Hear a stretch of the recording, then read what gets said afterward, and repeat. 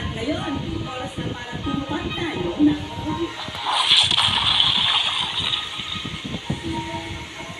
ang nakuha na natin kwento, kapaligtaran sa sitwasyon ni Maricel. Dahil para sa kanya, kulog ng langit ang manugang niyan si Lula. Talaga sa isang asawa sa anak, pag-ministrate ng mga anak, inaasikaso ng maigi. Ito ang mga anak ko, meron din sa mga anak niya, inaasikaso ng maigi. Aminado si Maricel na hindi kaagad itinagalak na malaman single mother si Lula nang pinakilala ito sa kanya ng anak na si Louie. Hindi ko ulit siya natanggap dahil may tatlong anak. Ang anak ko, binata siya, wala siyang asawa na iniwan.